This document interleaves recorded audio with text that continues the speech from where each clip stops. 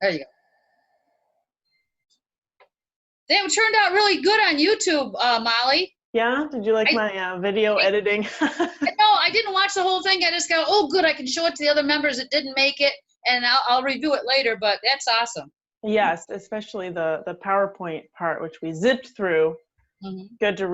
Good for me to review that at least. Yeah. I'll say. Hi, Patty. Hi, everybody. Hello. How are you? Good. How about you? Good, thanks. Just make sure no one's emailing me that they are missing the information.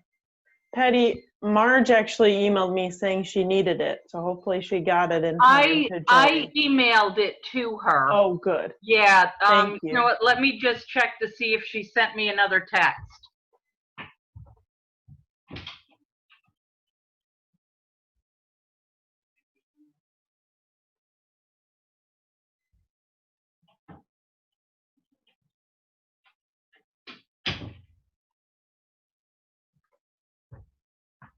Oh, there she is now. I see she's on there. Yep.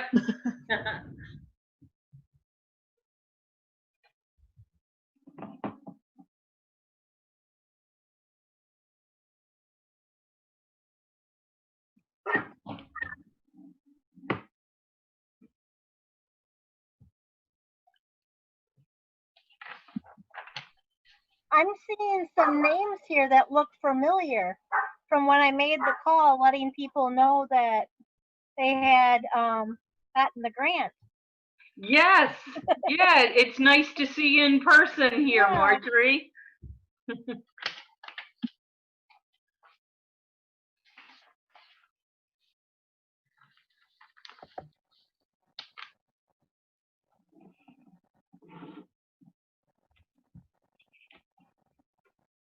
Hi, Pat.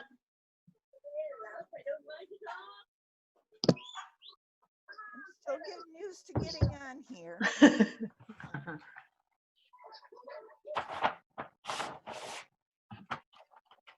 It's a little dark, I think, because of the window behind you.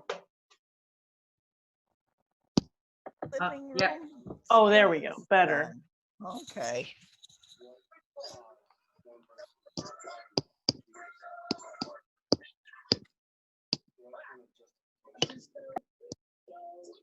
Hi, John.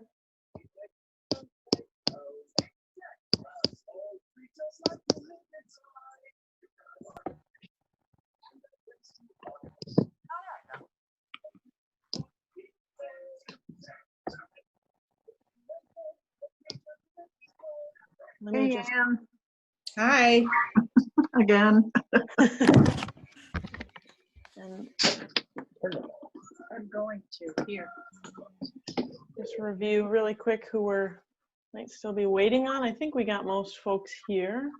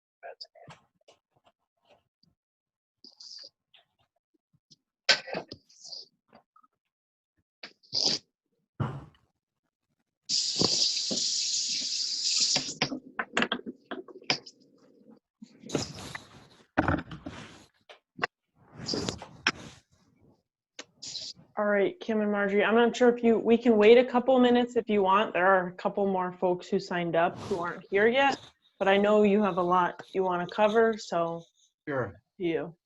Sure, we'll let people join. Just a couple of things I want to mention before we get started. One is we'll try to keep it so that everybody can stay unmuted. If there's a fair amount of background noise, I'll suggest that everyone mute who isn't speak and unmute when you're speaking.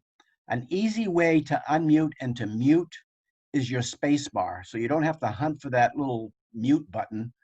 Your space bar will mute and unmute you.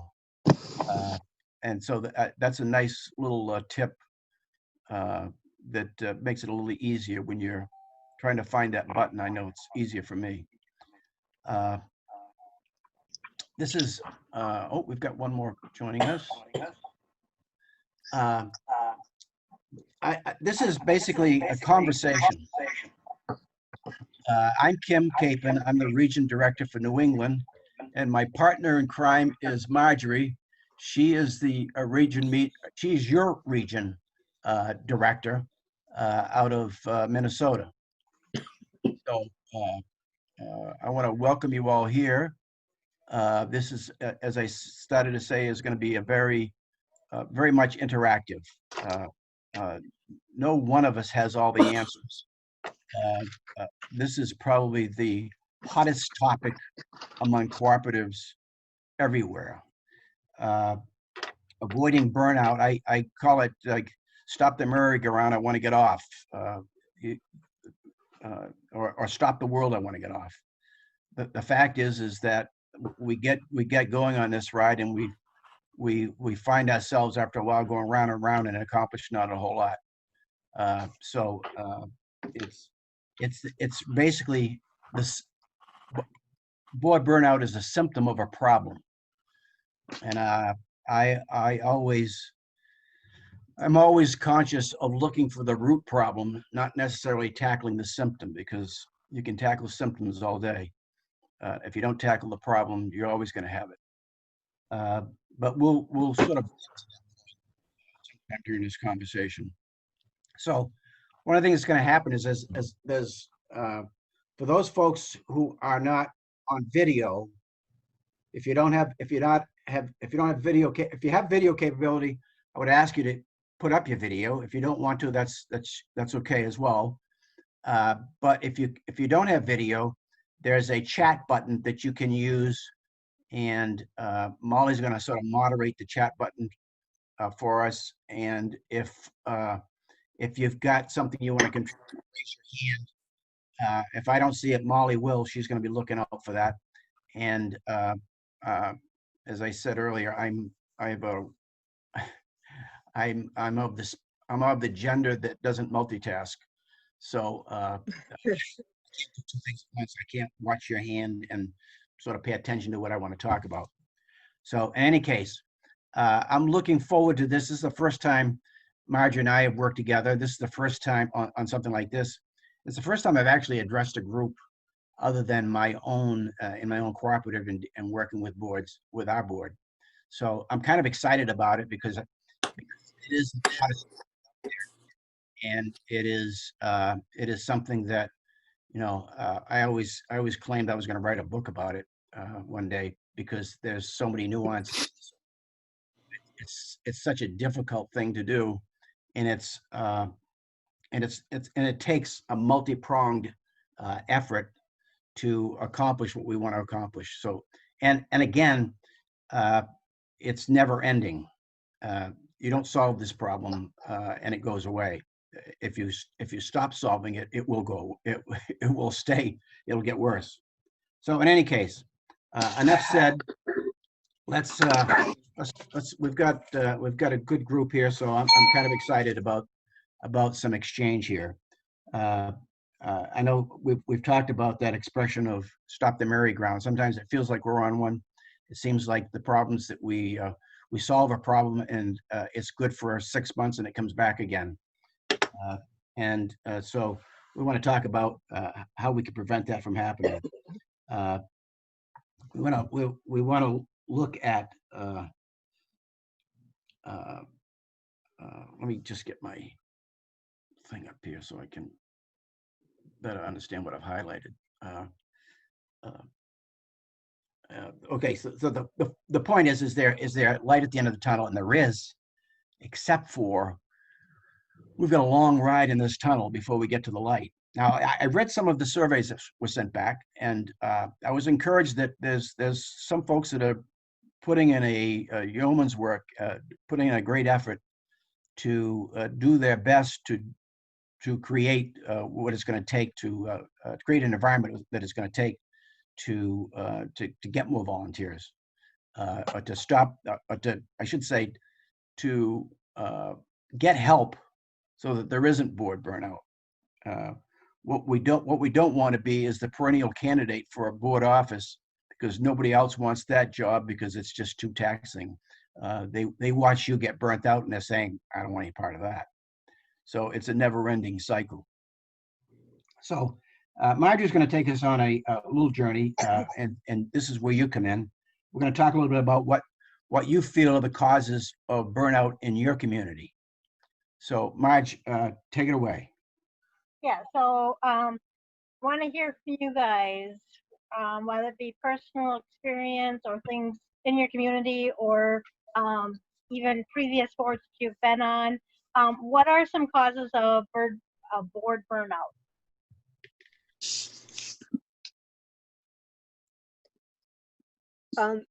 Well, in our case, we've had so many problems, from terrible managers, actually criminal managers, to really bad boards. And so now we're in a position of having to undo all of that, and 2 people have quit. So 3 of us are trying to deal with all of those issues. Not enough help. Yeah, and we can't get the member involvement is like almost zero in this community. We have 4 people who pretty consistently show up at board meetings, and usually have something constructive to say, but getting people involved has been, from the very beginning, has been almost impossible. How many homes in your community, AB? 121 right now. Oh, good size. Yep. Anyone else? I think I'm from Lakeville Village in Geneseo, New York, and I have to go along with what EB said. We talked about this the other day too, and how it's so difficult to get people to want to volunteer to be on a board. We have people who come to our board meetings, but it's usually the same ones, and they just aren't that interested in, being a part of the ruling body, if you will. So I think that's probably something that a lot of people will agree. Getting volunteers, getting people interested. Mm-hmm. That's people who do volunteer. You get burned out. I've been doing it for 6 years. So. Yeah, I'm Patty Reynolds. I'm from Brittany Terrace in Rock Tavern, New York. And we're a new ROC. We just had our 1st year anniversary in July. We are a 55 plus community, and we do have a hard time getting volunteers, same as everybody else. I find a big part of our problem is it is a senior community. We do have a lot of aging people. Either they don't know how to use a computer, they're housebound, there's medical issues, there's various things. And we've had a lot of issues. I think down the road, with the help of God, things will start going more smooth, as the years go by.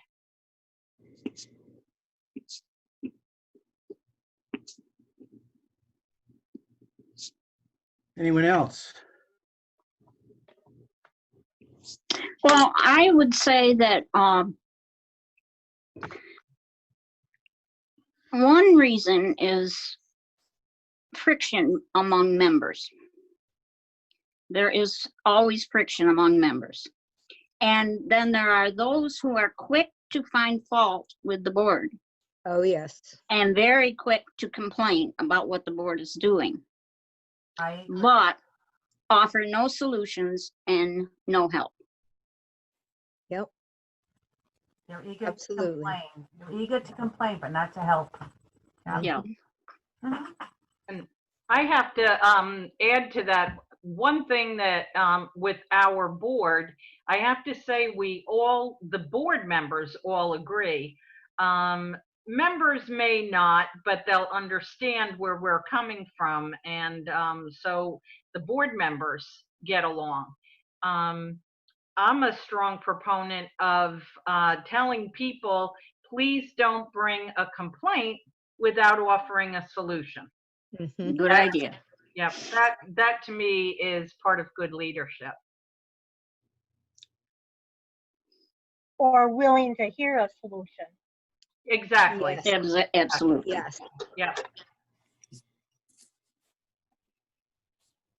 Do you guys find that most of your board members are active, or is it like they're filling a spot and then they leave most of the work to a few dedicated ones? Well, in our case, it's mostly dedicated people, and then right now, currently, but we just had someone quit who was not very involved because he was upset about a decision that the board made regarding his dog. So and I mean, it just depends on the particular board at any given time, I think. I would agree with that. And I also would say that I think on every board, there's always those who are willing to do more than those who are willing to sit back and let them do more. Yeah. Yeah. But In Meadow Valley Park, we have 4 out of 5 are very active. Hmm. That's pretty good. Yeah. yeah. It And is. I'm hoping to become active. I just started last week as the treasurer, so I'm hoping that I can add to everything and make everything nice. A Excellent. newbie, huh? Yeah, real newbie. And we're very happy to have you. Okay. If you want to be treasurer of our park, we're looking for. No, I'm just taking it on from Mars. I'm sorry. Anything else? I think there's a common theme here. Yes. Board burnout is because there's not enough help. Yeah, exactly. You know, I guess the statement is, what do we want? We need help. We need someone to share a load with. We need to get through this crisis. We need to feel in control. We need a word of encouragement. We need a reason to keep on going. Good gravy. I just need a good night's sleep. I think that sometimes it just feels like if I could get a good night's sleep, I could start fresh tomorrow. But I wake up at 3 a.m. wondering how I'm going to solve this issue that just came up last night. And we don't want that to happen. We want to do our level best to figure a way out of this dilemma that we're in. And the dilemma is caused by we live in a cooperative of so many homes, and the participation level is extremely small. I don't want to discourage you, but I live in a cooperative that has between 100 and 125 volunteers. Wow. We have 301 homes, so that's just a third of the population. What Not are you happy. putting in the water? We're not happy with that. So we work every day to find new ways to get volunteers, because I think that a happy community is a community that's involved. And a community that is involved is a community that has people that are volunteering to do something. We had a while back, we had a gal who was on the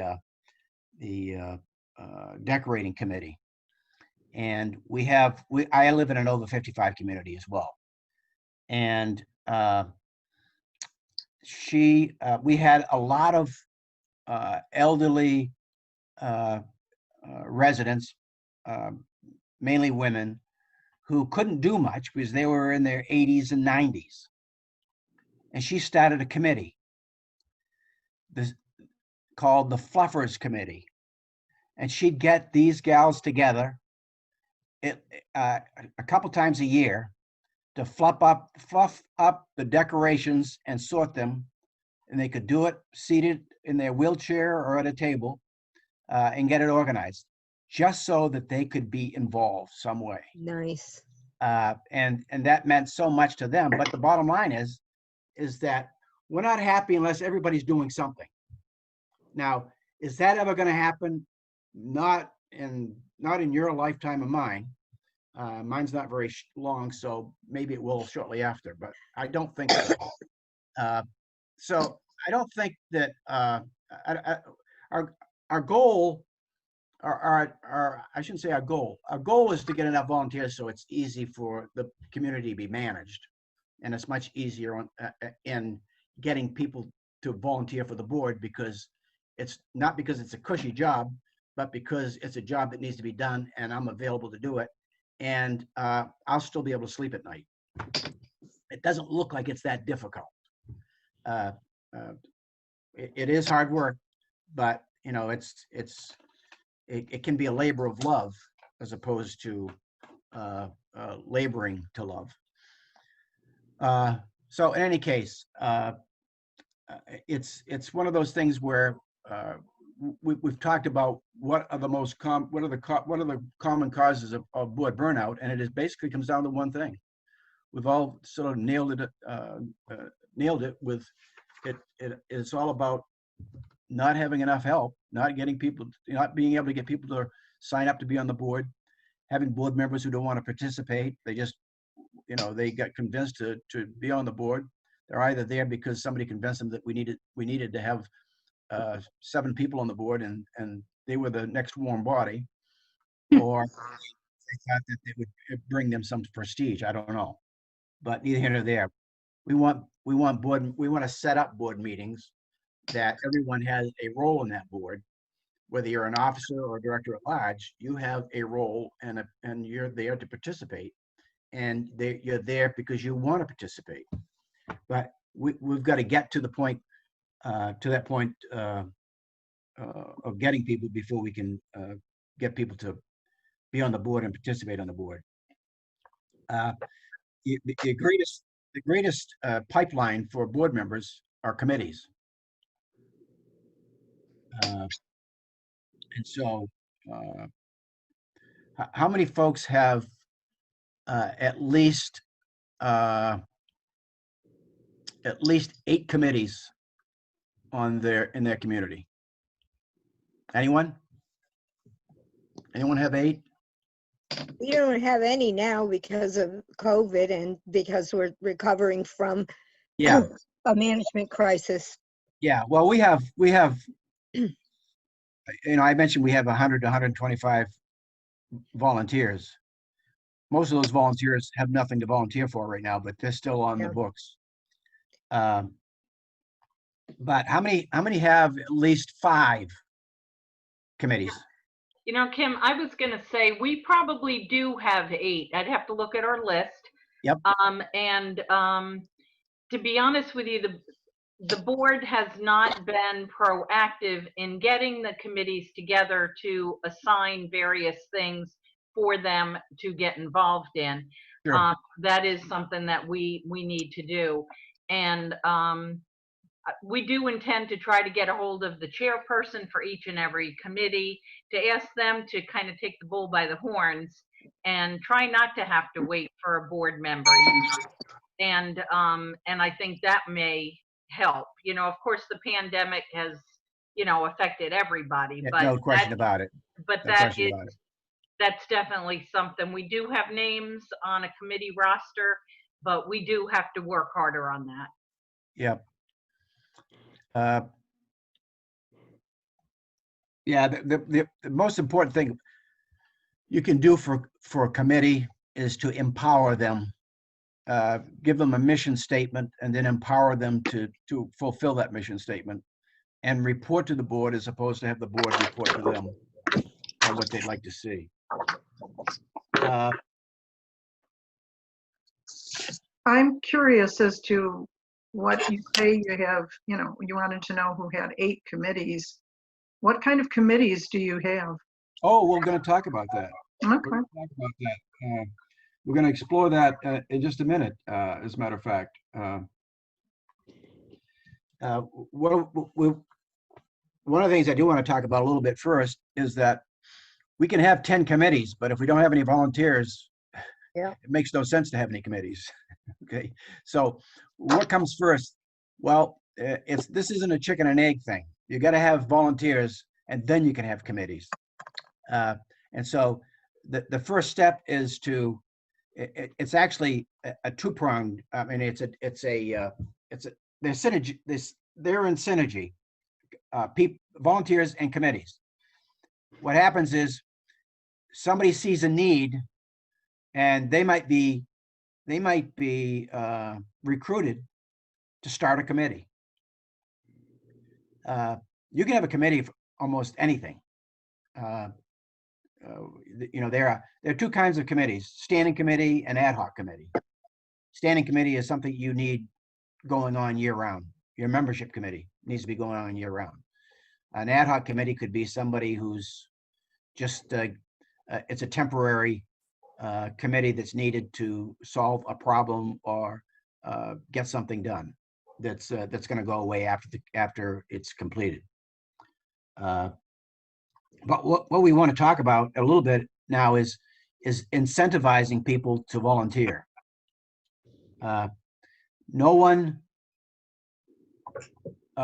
Everybody has an ulterior motive for volunteering.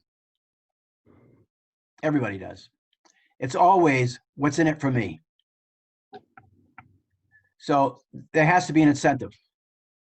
And you say, well, what do we do? Pay them? No, that's not, that's a bad road to go down. Because then they're not a volunteer. And so you don't want to get down that road. But why do you volunteer? Why do you volunteer? Anybody? Well, I have some skills and a lot of knowledge and a lot of experience in doing community activism, and I want to make my community a better place because this is where I live. And also, I really enjoy it. It's, you get some acknowledgement. You also get beat up on a little bit. But for me, I kind of enjoy being in the spotlight a little bit and having a little bit of power and having a voice. So it's gratifying to me both because I'm helping other people, but also because I get that, oh, look at me, I'm the secretary of the board, That's thanks for your honesty. Those are very worthwhile reasons to be on a board. To be very honest with you, I want to be in the know. I want to be leading the charge. Mm-hmm. But most importantly, I want a bunch of people around me doing this, helping me. Right. Because I don't want to do this by myself, because I do it because I like people and I like people around me, and I want to be social with those people. I want to be able to call them by name. I want to be able to, have a drink at the next social with them, whatever. But some of the reasons why you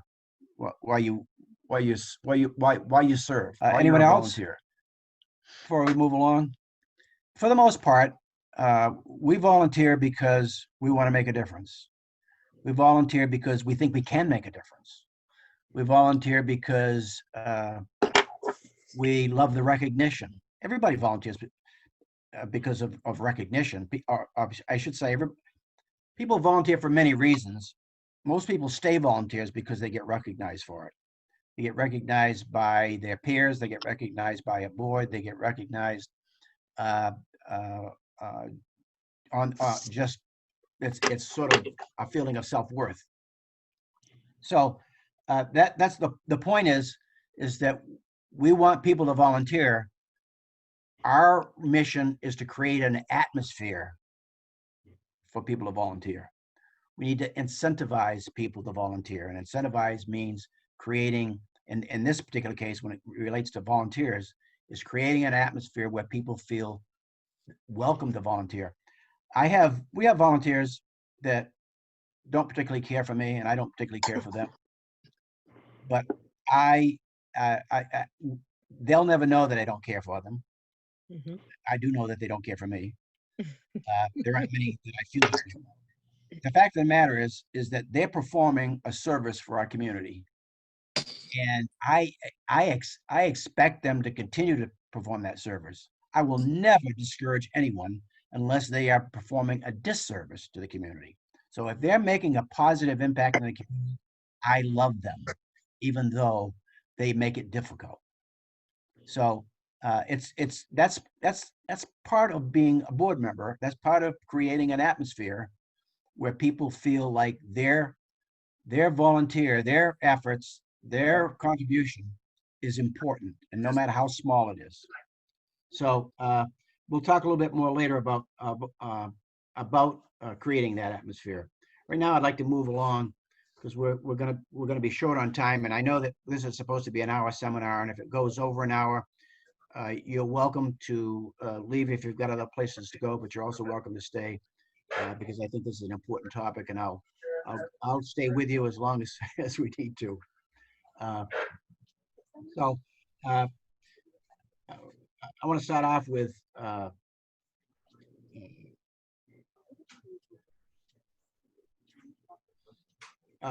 we got people are watching, and if you're showing signs of burnout, no one wants your job, and so you are the perennial candidate for this carnival ride. I mentioned that earlier. The first thing we need to do is we need to understand if other board members are sharing in the load, and if they're not, why not?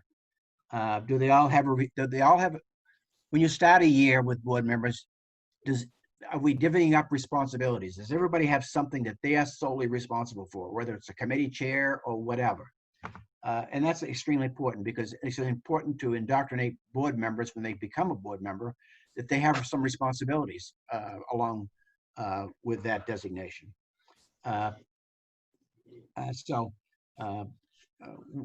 Everybody needs to be passionate and excited about the job that's at hand. Secondly, are there committees?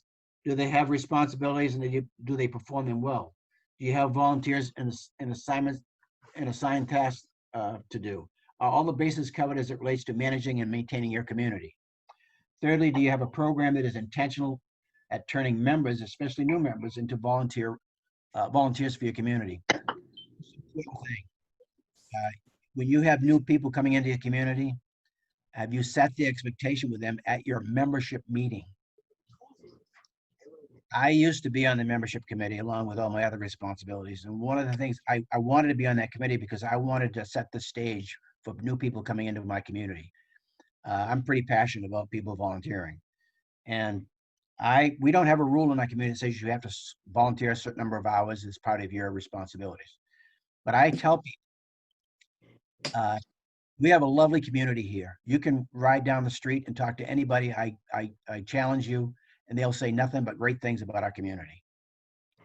And I want you to know it's a great community because we have a lot of people who volunteer to make it that way. We don't have a rule that says you are required to volunteer, but we have an expectation that you would really want to. So here's a little sheet that you can fill out that will tell us a little bit about you, your talents, your job, your skills, and if you could fill that out, I'm sure we'll be able to find some place in some way for you to volunteer in our community. And then we hand that sheet off to the committee chairs of where that person might fit best. And their challenge is to call that person within a couple of weeks after they move in to let them know we're thinking about them, we've got a spot for them, and when they're ready, we'd like to hear from them. And then they follow up on that because some folks, when they first move, are just not ready to jump right in. So that's a great source of volunteers. These people aren't tainted with whatever's going on in your community right now if it's not running smoothly. And there's nothing that challenges people more than to see somebody who just moved in, who's supporting and helping and volunteering, and they're sitting back doing nothing. That's a challenge. So those are my three things about what we need to do. Now I'm going to turn it over to Marjory, who's going to do a little brainstorming on what was earlier asked about. What are the committees? What can a committee do? What are the committees that we can have in our community? So before I start naming off some of the different ones, what I'd like is for some of you that have committees in your community, if you could just speak up and just say some of the committees that you have in your community. Well, we have had in the past a feral cat committee, which was very successful. We had a welcome wagon committee. We had a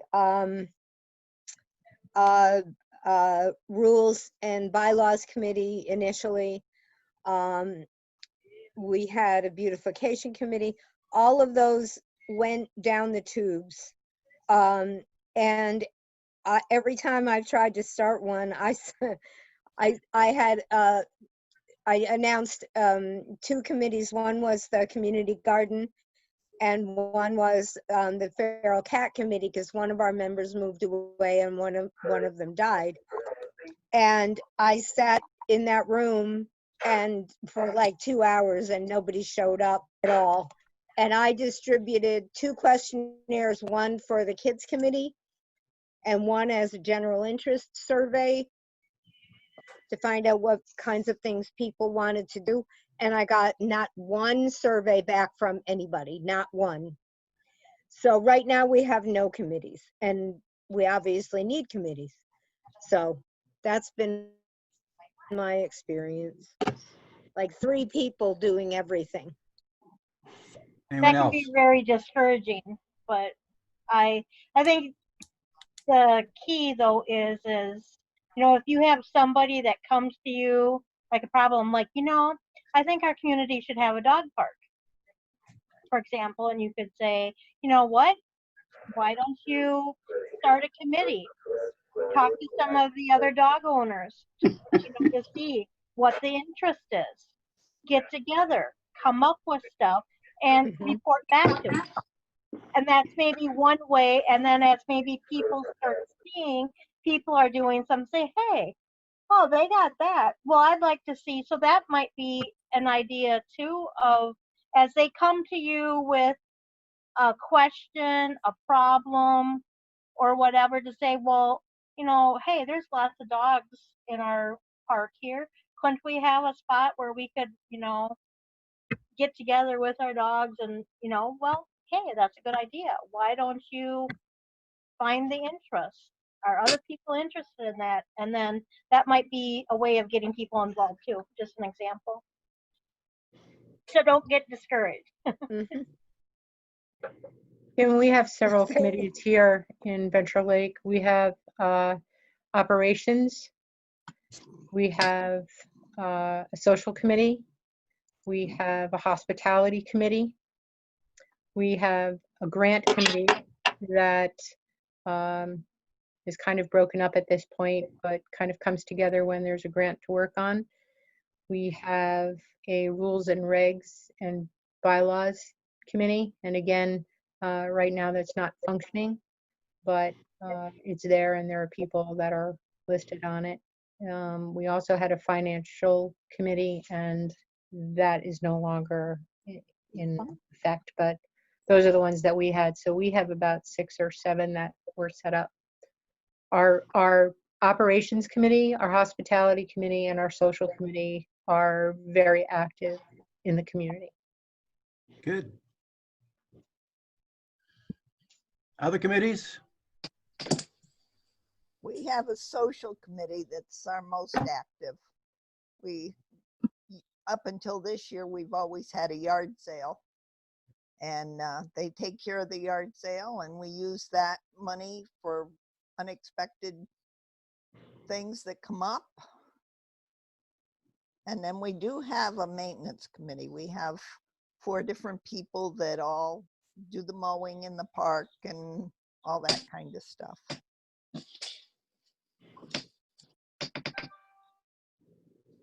Hello, this is Ann at Lakeville Village. Our committees, we have a social committee also. It was just incorporated into our board as a committee. They were out on their own before we became a co-op.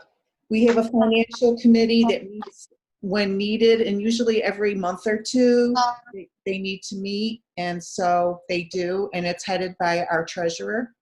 We have a solar committee that has been with the board since we started, and now we are in the process of finishing a solar project. We have operations committee as needed, like if the operations manager needs somebody to help with something, he kind of rounds up a crew. And we have an orientation committee, which is kind of like our welcome wagon. And what we sit down with people and we explain, like Kim says, we explain what we are and what is expected. And so that we do as needed also, because we don't get a lot of people moving in here because it's been full and it's great. But that's what we have going on here at Lakeville. Great, great. Any others? Marjory, why don't you go through some of the other possibilities for committees? Oh, let me see here. Looks like, did anybody mention fundraising committee? That might be an idea. Our social committee was going to do all fundraisers, but now with COVID, everything came to a halt. Right. Mhm. Let's see here. How many people have a newsletter? We do. We do. Every month. We do. We do. Good. That's a We do great as well. communication tool. How's that newsletter distributed? Ours at Brittany Terrace. Did I I unmuted. Okay. I send it to our property management company to send out to all of our residents that have email. And I make, I don't know, an extra 40 copies or so, and we put it in our mail room for people to pick up copies. Yeah, we email ours. A good portion of our population does, have email, so we email ours, but for those people that don't have email, it gets delivered to their home. And I also have extra copies in a public space. We don't have an office space or a clubhouse or anything, but we do have a lending library kiosk, and we put copies of everything in there. Good. Does anybody have an ambassador committee? No. What is that? What is it? Ambassadors are, we have ambassadors that cover 12 to 15 homes. And they deliver the newsletter to those 12 or 15 homes every month. In that delivery, sometimes they get a chance to chat with the neighbors.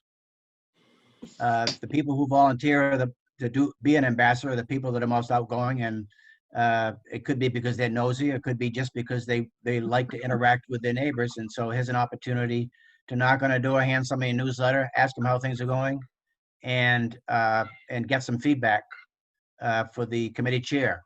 So that's something we started. Now, right now, we're not doing that because of COVID. So we're doing what was suggested earlier. We pack the mail houses with the newsletters in written form, and then we also email it on an email blast to those people who have email. But that's another committee that's kind of nice, and it gets people in the community talking with other people in the community. And then looking at the list that I don't think that.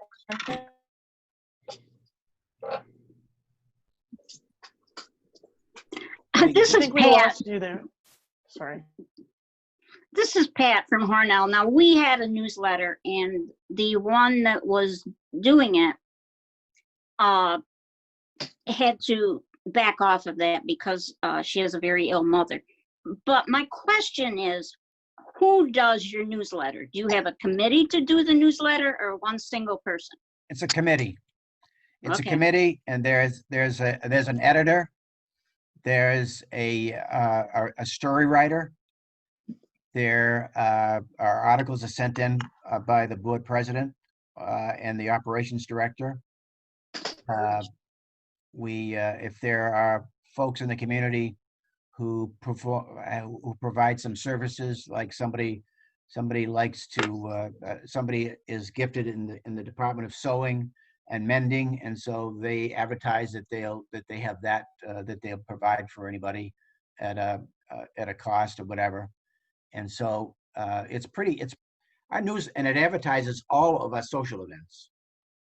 I mean, I have to tell you that before COVID-19, we had 2 cribbage clubs, a bingo club, a knitting club, a domino club, and we had an events committee that put on about 30 events a year. That's all sort of on hold right now because of COVID. But the fact is, they get to advertise in that newsletter, which made all of those events successful because it had a pipeline of people who were constantly aware of it when the next event was and the calendar for the month was coming up. So a newsletter really is best to be done by a committee. We've had a newsletter since the day we became a cooperative, and it runs 11 months out of the year. They take July off. And we've missed 2 issues in that 15 years. And that was the first 2 months of COVID. As we try to organize and figure out how we're going to handle delivering them door to door, which we don't do. But in any case, that is a great communication tool.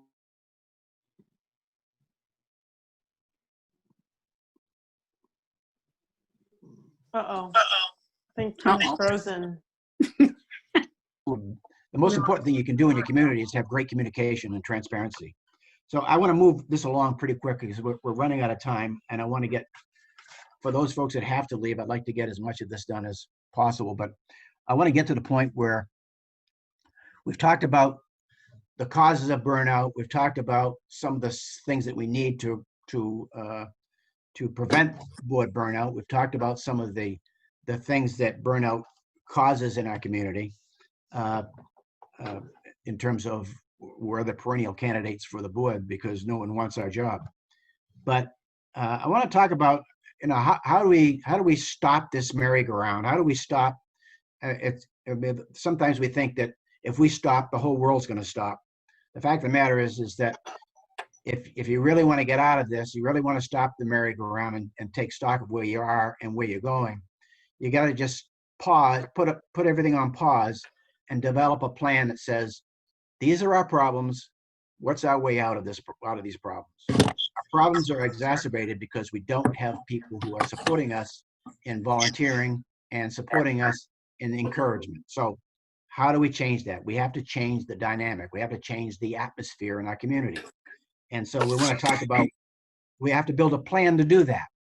And so what I would like to do is just sort of get us started on thinking about developing a plan and sharing it with everybody, sharing it with the board. There's nothing to be ashamed of by telling your community that you're concerned about where we are, that we don't have enough volunteers, the board's burnt out, you're not happy with the board isn't happy with the complaints. We just need to stop this merry-go-round and get started on a plan that would make you feel better about the board feel better about the community, and get more people working. So there's nothing wrong with saying that out loud. Everybody knows it. It's not a secret. So say it to yourself out loud. Say it to the person next to you out loud. And let's get as many people who care to share in that caring. So the thing is, build a plan.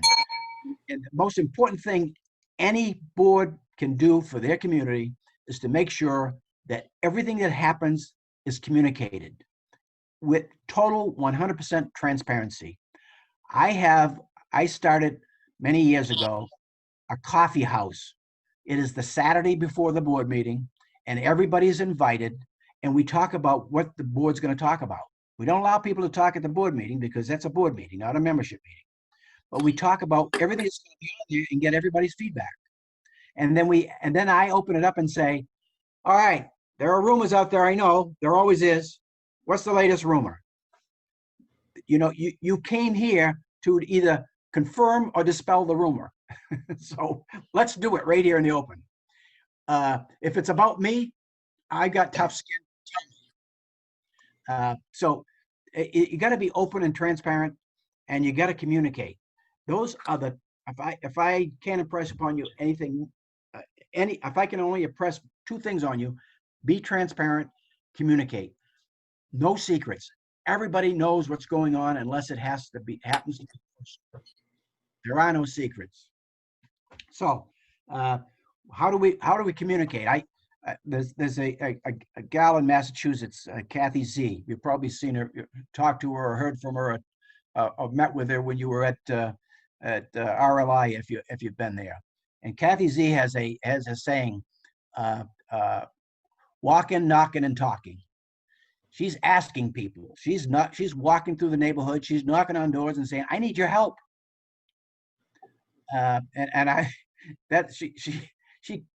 She brought that about 5 years ago, I think, and it's every RLA we hear it once or twice. Walking, knocking, talking. Until you ask somebody, they don't know you want their help. So you can't be afraid to ask.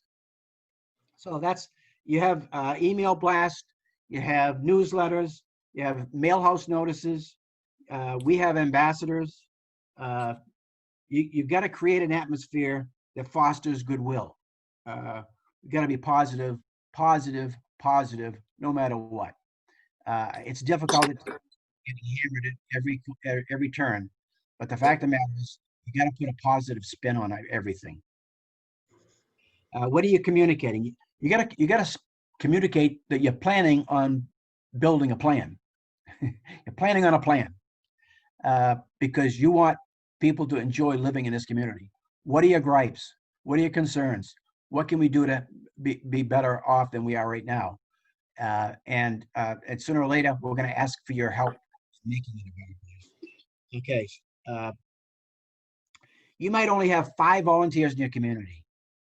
I dare say those 5 people know at least 1 or 2 neighbors, or 1 or 2 other people in the neighborhood that aren't one of the 5.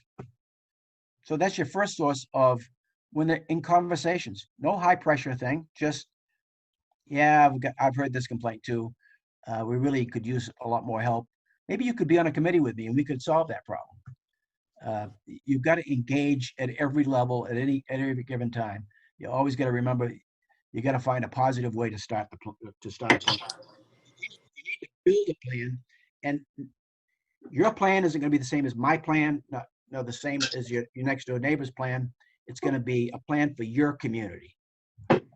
So, so you have to build a plan, and you have to address all the issues. I'm going to have this talk sent out to you so you can kind of refer to the things that we've talked about in terms of building a plan. But it's most important that if you're really serious, you need to understand that you need to build a plan, and you also need to understand that you're going to have to persevere. It will not be easy. You'll get discouraging comments. Say it'll never happen in this community. It's always been this way. It always will be.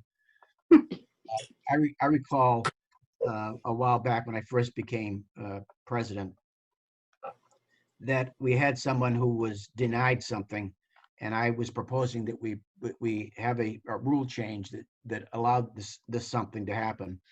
And he said, "You will never get it through. It'll never happen." Well, I presented it at an annual meeting, and guess what? It happened. So I found a believer. I added a believer to my network of neighbors, and so you can't give up. And sometimes it's one victory at a time, but victories add up.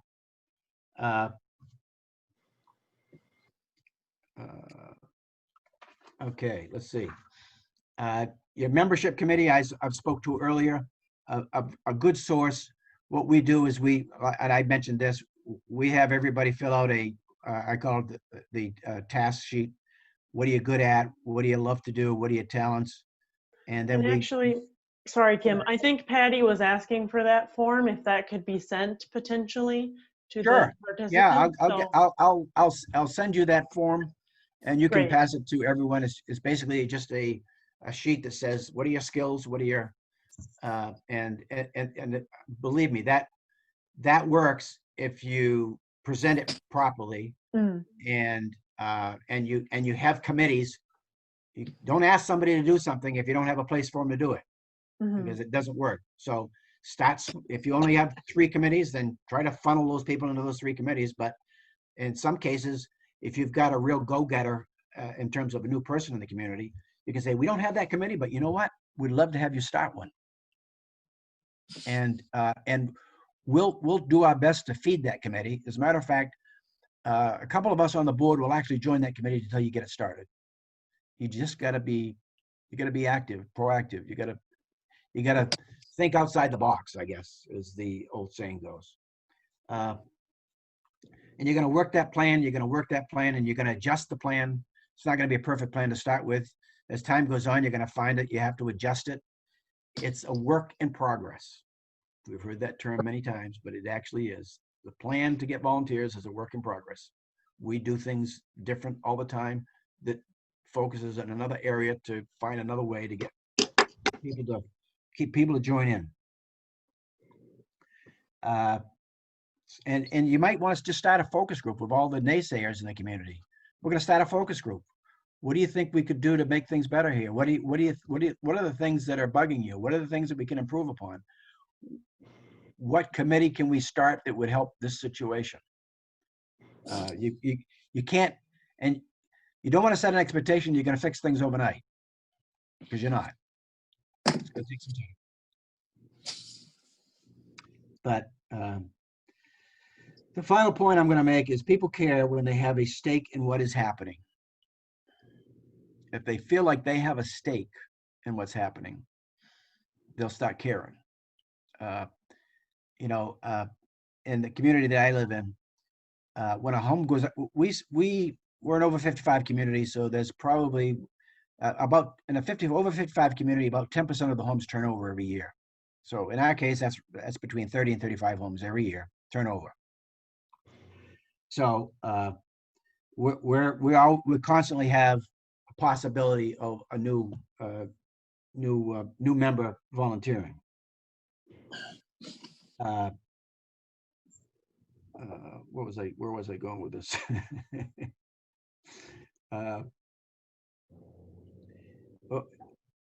In any case, I lost that point, and I apologize. Bottom line is that we need to get people to care, and if we can give them incentives to care, if we can give them a reason for caring, if they get in a group and they're complaining that this is a problem, that's saying that they care. So we got to turn it around and say, we don't want to hear your complaint. We're happy to hear that you care that there's a problem. We'd be happy to sit down with you and talk about how we might solve that problem. That engages them, as opposed to says, all you do is complain. Well, there's a reason for a complaint. Sometimes it's nonsensical, but in every case, you can turn a complainer into an advocate.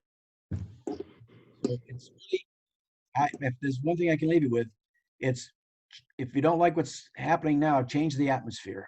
Create an atmosphere that is nothing but positive. And sooner or later, one by one, you'll win people over.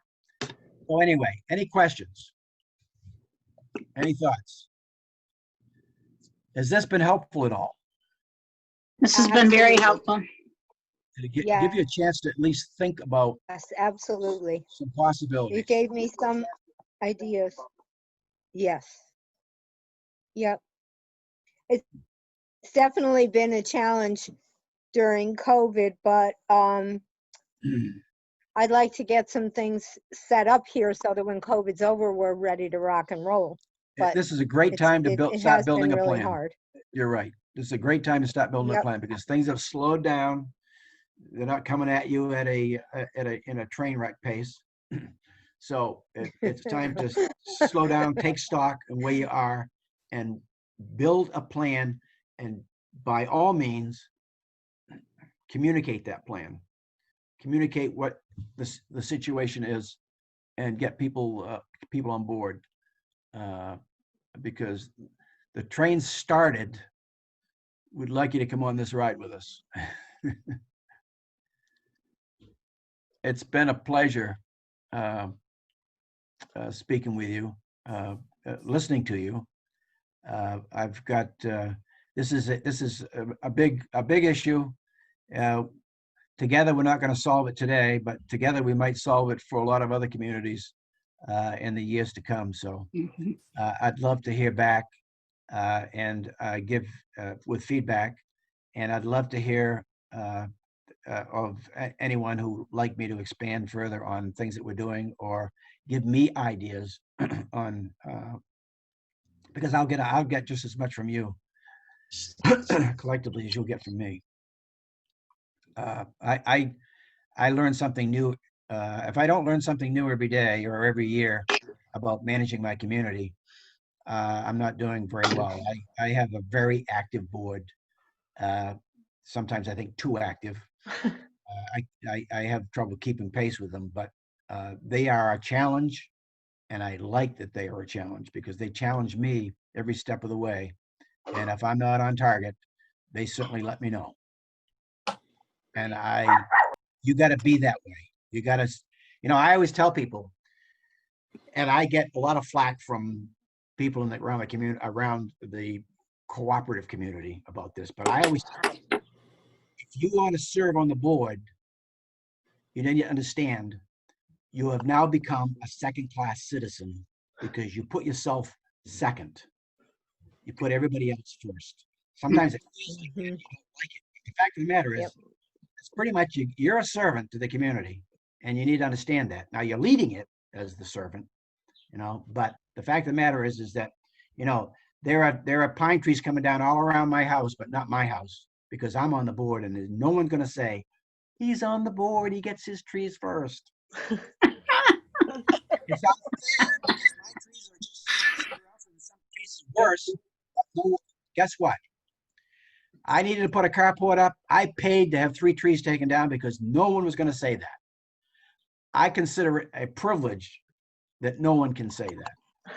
So you need to understand there are sacrifices to being on the board. It isn't all the glory. It's a lot of sacrifice. And I want to say that Kim's Coffee House is famous in the ROC USA world. Famous for changing the culture. So yes. This is the guy you want. I can tell you that we had a culture that was very, very toxic. We've in our early days, we've been sued twice in our first 3 years from members. Members actually sued the community. Wow. That's how toxic it was.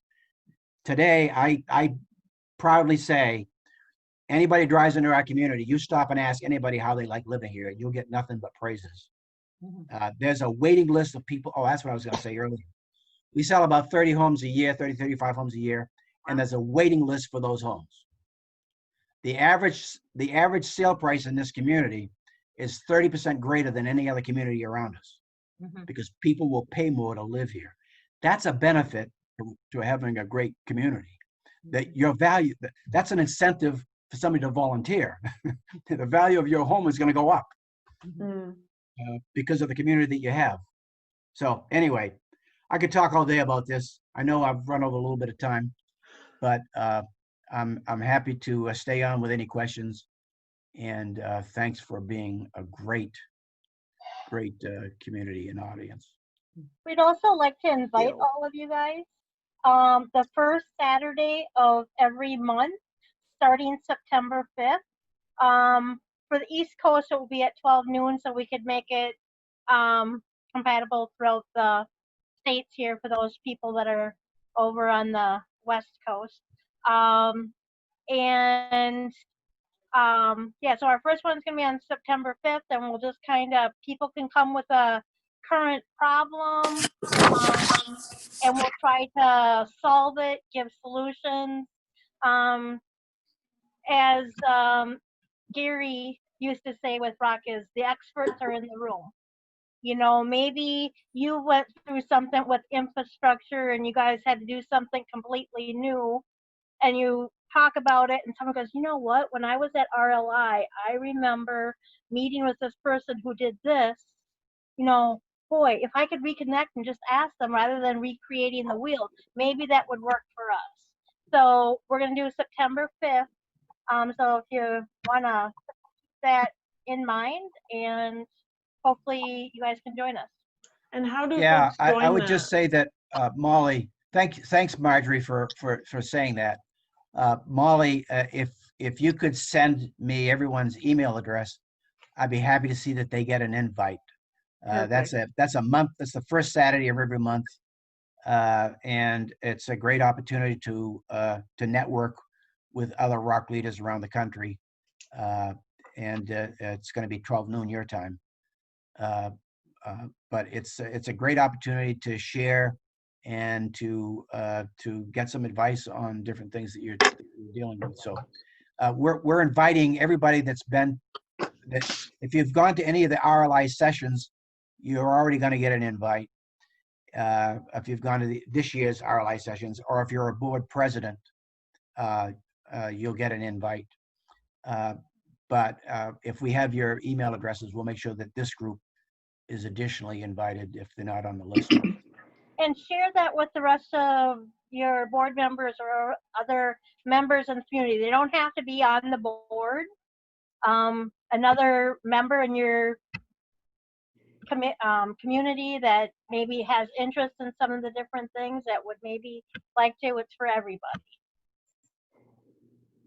Great. Thank you so much, Kim and Marjorie. This has been wonderful. So I really appreciate your time. And thank you all for joining on a Saturday at 4. Yeah, thank really you. appreciate that too. So if Kim, I mean, we can hang out for a little bit if folks have I questions. think I'm frozen, but if you can hear me, thank you so much.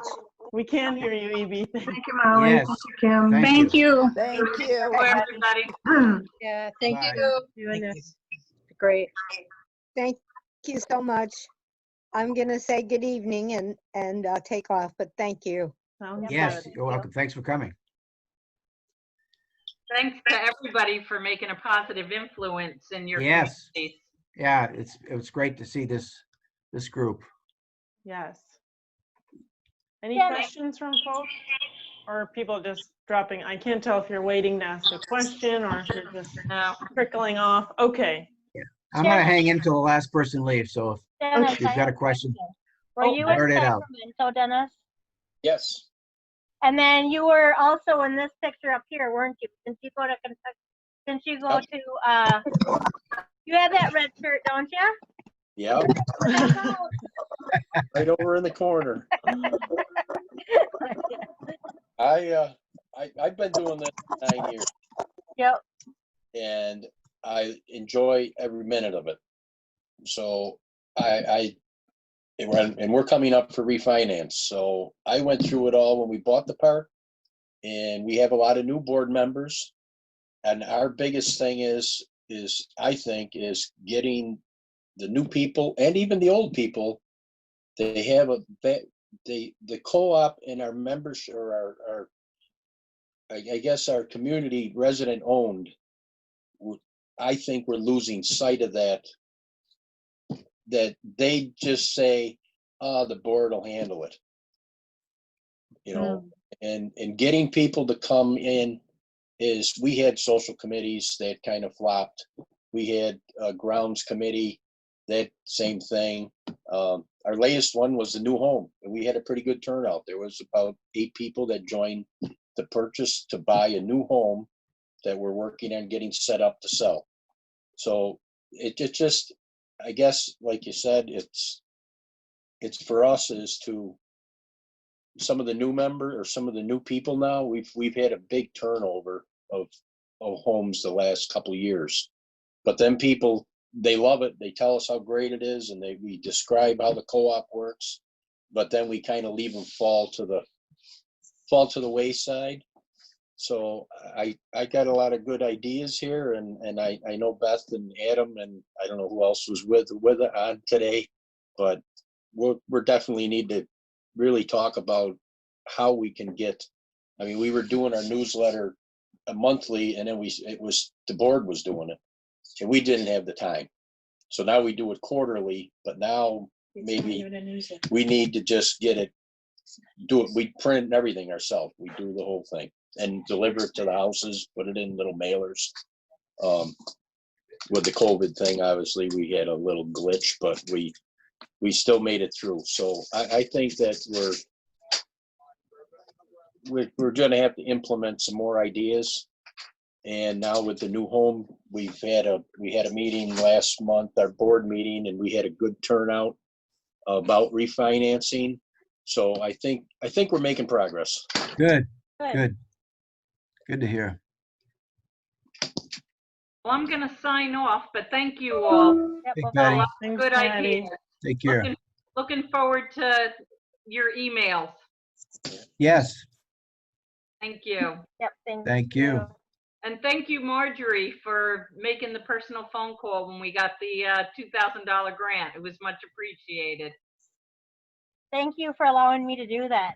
I have a little blog thing coming out, but calling you guys, I was in PTSD funk and with everything going on, Okay. and just being able to share the good news just helped me so much mentally. It just took me out of that funk and just gave me a sense. So sometimes, helping others, that is a big part of everything too. When you talk about volunteering, sometimes you need to help others to help yourself. Mhm. Good point. Yeah, It that is. definitely lifted our spirits as well. So thank you so thank much you. for that.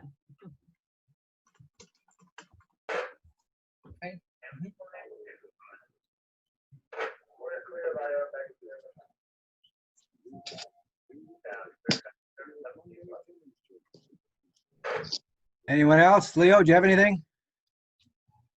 I like your idea about the coffee hour. That's awesome. Yeah. Just another tool of communication. Communication and transparency. Very important. Well, yeah, we don't have that here. I wish we had more of it, but that's a great idea. Yep.